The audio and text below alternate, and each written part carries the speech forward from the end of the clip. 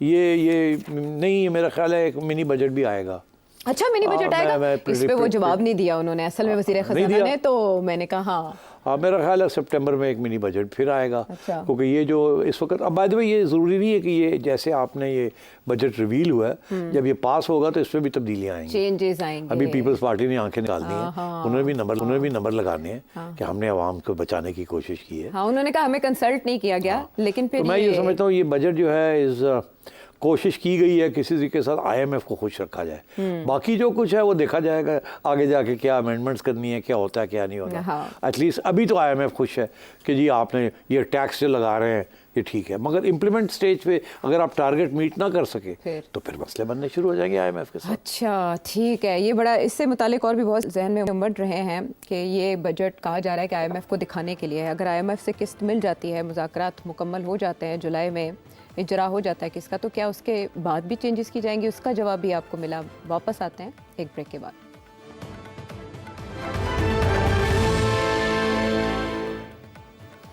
Welcome back to the show. अच्छा सिटी साहब, कच्चे की आपने बात की कि अनडॉक्यूमेंटेड इकोनॉमी है, इस पे जोर दिया मोहम्मद औरंगज़ेब साहब ने कि भाई हम इसको डॉक्यूमेंट करने की कोशिश करेंगे। कुछ डाटा एनालिटिक टीम उनकी बना रहे हैं कि उस पर काम हो। लेकिन मेरा अब आपसे सवाल है, मुख्तलिफ तबकात हमारे मुल्क के वो इससे कैसे मुतासर होंगे? जो सरमायादार हैं, ज़िम्मेदार हैं या तनख्वाहदार हैं हमारी तरह के। तनख्वाहदार का तो आपने स्लाइटली जिक्र कर दिया, प्रोफेशनल्स हैं, फिर सरकारी मुलाजिमीन हैं और फिर मजदूर, कम से कम उजरत की भी बात हुई। ये सब तबकात जो हैं वो इससे कैसे मुतासर होंगे बजट से? एक एक करके देख लेते हैं। देखिए, मजदूरों की तनख्वाह मिनिमम वेज उन्होंने बढ़ा दी है।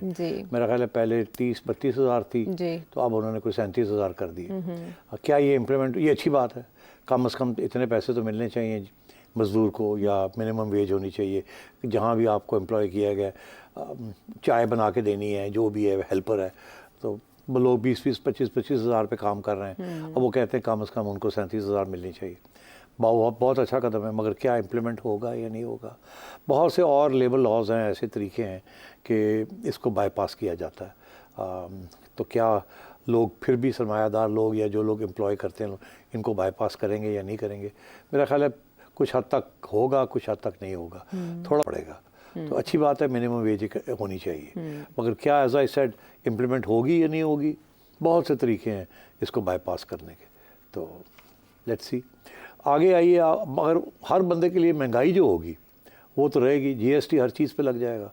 अंडे लेने जाओगे तो, प्याज लेने जाओगे तो GST लगी होगी। तो कैसे हम उसको मॉनिटर करेंगे, क्या नहीं करेंगे?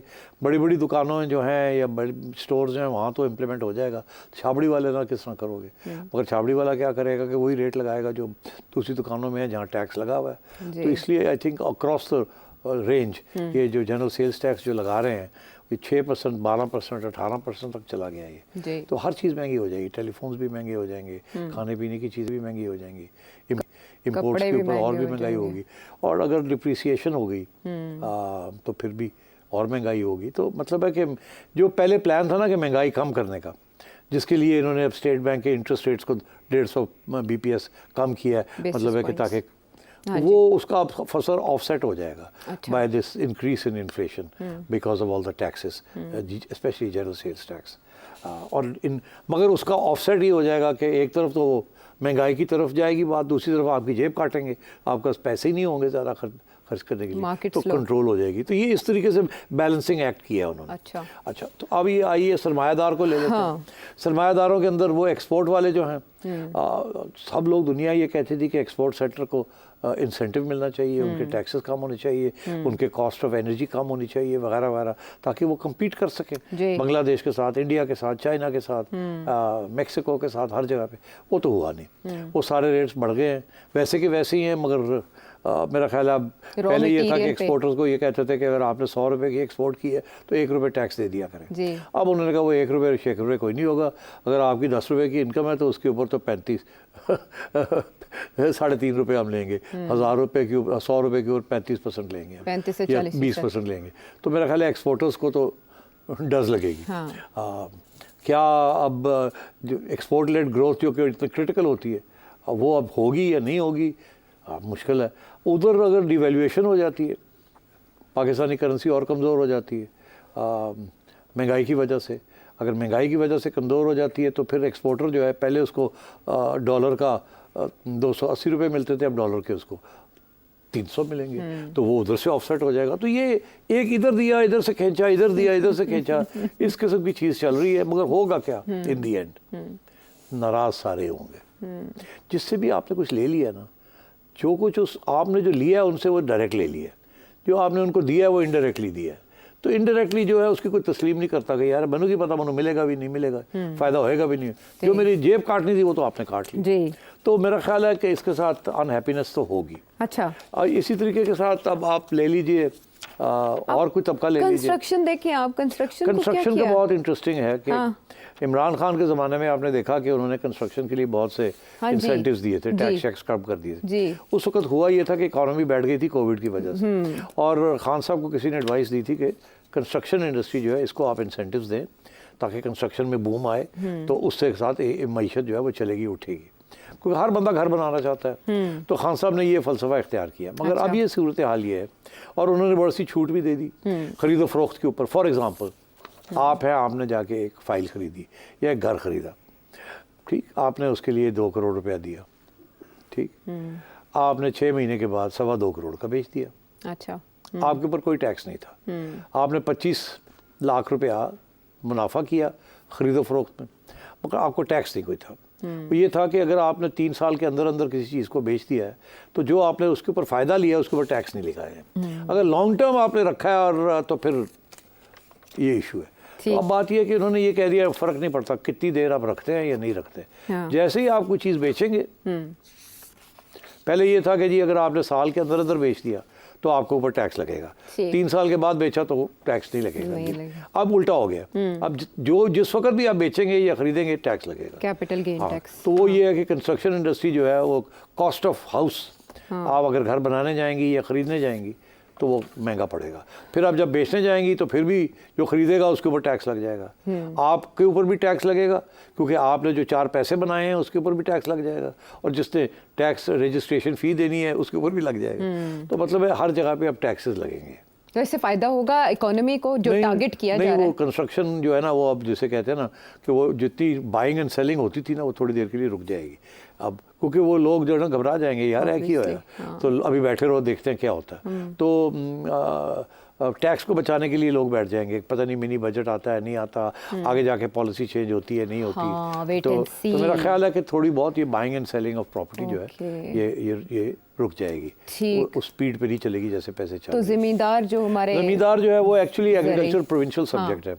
तो वो तो यही है कि पंजाब हुकूमत है या सिंध हुकूमत है वो क्या टैक्स लगाती है। सुनने में ये आ रहा है कि वो 3,500 रुपये एकड़ एक टैक्स लगाने का सोच रहे हैं। अच्छा, कि आप क्योंकि वो कहते हैं जी ठेके, जब आप ठेके पे ज़मीन देते थे तो एक ज़माने में लाख रुपया ठेका साल का मिलता था, अब 1.5 लाख 2 लाख भी मिलता है आपको, तो इसलिए आप टैक्स भी दें।